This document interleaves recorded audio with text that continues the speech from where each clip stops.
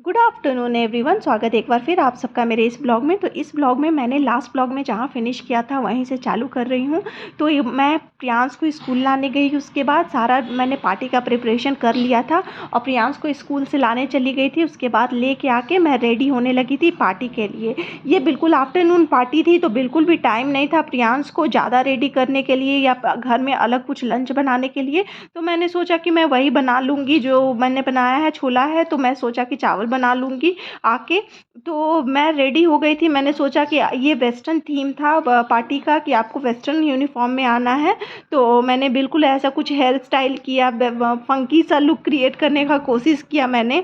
और मेकअप इतना कुछ खास मैंने ज़्यादा किया नहीं था, बिल्कुल लाइट मेकअप किया था, बिल्कुल लिपस्टिक एंड काजल के साथ ये लुक क्रिएट किया था। और मेरा ये फर्स्ट टाइम था। जनरली मैं यहाँ नहीं जाती हूँ ये सब चीज़ों में, मुझे थोड़ा बोरिंग लगता है, मैं नहीं जाती हूँ। लेकिन बहुत दिनों से अवॉइड कर रही थी, लेकिन आज जाना ही था, बहुत फोर्स किया मेरी दोस्तों ने।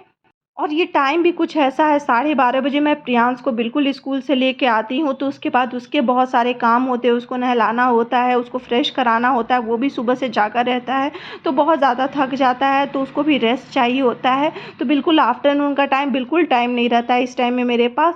तो मैंने बिल्कुल यहाँ डार्क पिंक कलर की लिपस्टिक लगाई थी। ये बिल्कुल मुझे डार्क लगता है, लेकिन इस लुक के साथ अच्छा जा रहा था, तो इसीलिए मैंने ये क्रिएशन किया है। कैसा लग रहा है आप मुझे कमेंट करके बताइएगा ये लुक मेरा। मैं एक बार आपको अपना फुल लुक दिखा देती हूँ। मैंने कुछ इस तरह का यूनिफॉर्म पहना था और ऐसा लुक किया था मैंने। और मेरा छोला भी बिल्कुल बन के रेडी था, सेट भी हो चुका था और चाट बनने के लिए बिल्कुल रेडी था। तो मैंने सबसे पहले इसकी प्लेटिंग चालू कर दी। मैंने बाउल में इसे निकाल दिया, जितना मुझे चाहिए था मैंने थोड़ा सा रख दिया हस्बैंड के लिए, ताकि जब वो ऑफिस से आएँ तो उनको भी मैं सर्व कर सकूँ और शाम का टेंशन ना हो और खाना बना रहे। क्योंकि मैं, हो सकता है कि आज सोने का मौका ना मिले आफ्टरनून में। और प्रियांश भी नहा के बिल्कुल रेडी हो गया था पार्टी में जाने के लिए। उसे तो बस किसी तरह से आफ्टरनून की नींद से बचना होता है। और मैं पार्टी में पहुंच गई थी और मुझे मिली थी ये क्यूट सी बेबी। तो मैं इसी के साथ लग रही थी और सारे लगभग सारे लोग आ चुके थे। सबको ये अपना अपना घर से कुछ ना कुछ प्रिपेयर करके आए थे और डेकोरेशन भी हम लोगों ने मिलके किया था एक शाम पहले। तो बहुत अच्छा लग रहा था यहाँ पे और गेट टुगेदर टाइप सा था। बर्थडे तो एक बहाना था, एक गेट टुगेदर करना था। यहाँ पे एक्चुअली यहाँ पे आज 2 लोगों के बर्थडे सेलिब्रेट हो रहे थे। दोनों के बर्थडे एक दिन नहीं थे, अलग अलग थे। लेकिन ऐसा चलता है कि 2-2 लोगों के एक साथ बर्थडे सेलिब्रेट किए जाएंगे। इससे क्या हो जाएगा कि बर्थडे भी सेलिब्रेट हो जाएगा, गैदरिंग भी हो जाएगी और कॉस्ट इफेक्टिव भी होगा। तो ये दोनों लोगों के बर्थडे थे, एक वैशाली एक वानी। आगे के ब्लॉग में आप देखेंगे उन लोग को केक कट करते हुए। तो अब टाइम आ गया था केक कटिंग करने का और थीम ऐसा था, सब कोई अपने घर से ही कुछ ना कुछ बना के लेके आए थे। कोई कुछ भी बाहर का नहीं आया था एक्सेप्ट केक। केक आया था 2 फ्लेवर का, एक मैंगो एक रसमलाई फ्लेवर। और मैंने दोनों केक टेस्ट किया, मुझे रसमलाई फ्लेवर ज़्यादा अच्छा लगा। और ये वानी है, इन्हीं का बर्थडे सेलिब्रेट हो रहा है। और एक और आएगी, अभी मैं उन्हें भी दिखाऊंगी। और प्रियांश को था कि अब बर्थडे कैप पहनना है उसको, क्योंकि उसको लग रहा था कि उसी का बर्थडे है। तो बच्चों का क्या है, बच्चे तो अपना लग जाते हैं कि किसी तरह से सिर्फ मेरा ही बर्थडे रहे।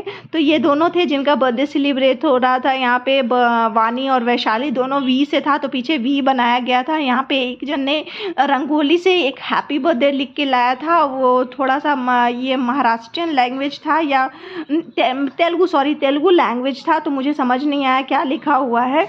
और उसके बाद बहुत सारी सेल्फीज एंड फोटोज़ हुए हम लोगों के, हम लोगों ने क्लिक करवाए। उसके बाद दोनों बर्थडे गर्ल्स ने केक काटा और हम लोग को खिलाया। बहुत अच्छा लगा, हम लोगों ने केक शेयरिंग किया। ये मेरा फर्स्ट टाइम था ऐसे बर्थडे सेलिब्रेशन में, यहाँ सोसाइटी के बर्थडे सेलिब्रेशन में शामिल होना।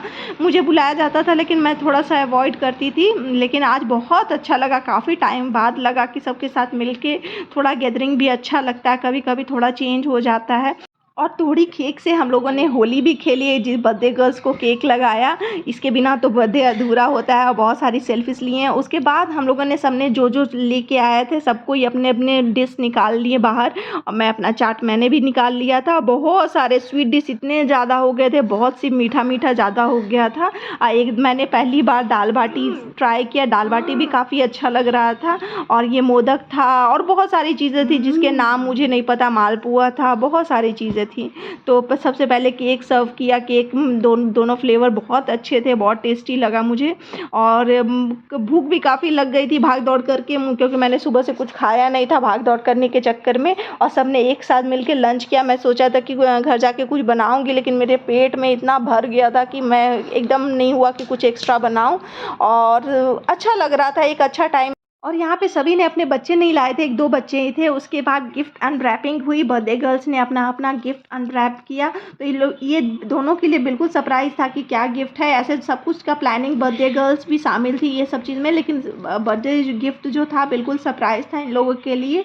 तो दोनों अनबॉक्सिंग कर रही थी अपने अपने गिफ्ट्स की।